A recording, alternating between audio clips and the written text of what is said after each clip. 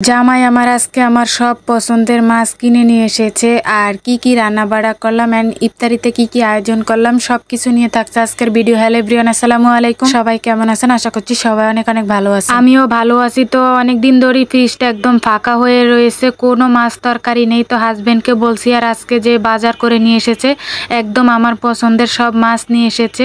তো ঘরে ডিম ছিল না, ডিমগুলো আগে ঢেলে নিয়েছি, তারপরে এই তো মাছ একে একে করে ঢেলে নিচ্ছি। তো তেলাপিয়া মাছ এনেছে, তারপরে এই তো মাছ এনেছে, চাপলি মাছ এনেছে, তারপরে পাঙ্গাস মাছ এনেছে। তো সব মাছই মোটামুটি আমার পছন্দের মাছ। তো সবগুলাকে একটু ধুয়ে পরিষ্কার করে রক্ত ছাড়িয়ে নিয়েছি। তো এখন ভাগ করে মানুষ হিসাব করে পলিথিন ভরে এখন ফ্রিজে রেখে দেব। তো আমরা মানুষ খুবই অল্প, তো পলিথিনে ভরে ভরে আমাদের অনুযায়ী ফ্রিজে রেখে দিলাম। তারপরে এই তো দুপুরে রান্না বাড়ায় বিকেলের যেটাকে বলে আর দুপুরে যেটা রান্তাম এখন বিকালে রানতে হয়, কারণ রোজা সবাই, তো বিকালেই রান্নাটা সেরে ফেলি ইফতারের আগে। তো এদিক দিয়ে আজকে একটু বেগুন দিয়ে আলু দিয়ে মাছ দিয়ে রান্না করব, পাঙ্গাস মাছ দিয়ে। আর আজকে আমার ফেভারিট পাঙ্গাস মাছ রান্না হবে, তো বেগুন দিয়ে।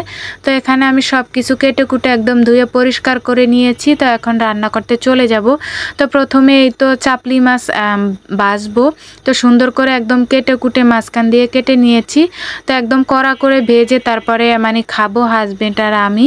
তো আমাদের কাজের সেরাও আছে, তো চারজন, তো চারজনের জন্য চারটা হলুদ লবণ মেখে তো লাল লাল করে একদম কড়া করে ভেজে নেব।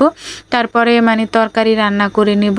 তো আমি চেষ্টা করি ইফতারের আগেই সব রান্না বাড়া শেষ করতে, কারণ ইফতারের পর আর ভালো লাগে না রান্না করতে, রান্নাঘরে যেতে ইচ্ছা করে না।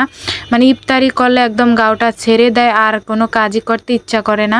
তো যাই হোক, এদিক দিয়ে মাছটাকে কড়া করে ভেজে নিয়েছি। তারপরে আরেকটা মাছ পাঙ্গাস মাছটাকেও হলুদ লবণ দিয়ে সুন্দর করে ধুয়ে মেখে নিয়েছি। এখন একদম সুন্দর করে এই তো লাল লাল করে তাও ভেজে নেব।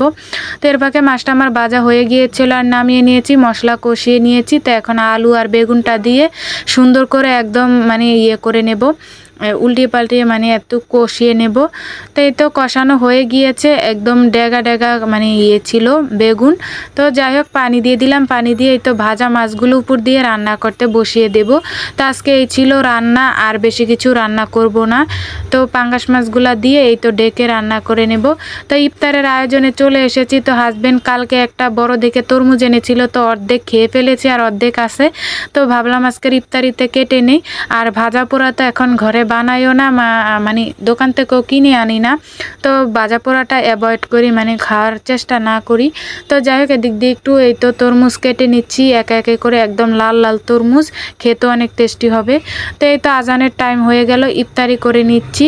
তো আজকে ইফতারি করতে করতে আপনাদের থেকে বিদায় নিচ্ছি। তো সবাই ভালো থাকবেন, সুস্থ থাকবেন। আল্লাহ হাফেজ, টাটা।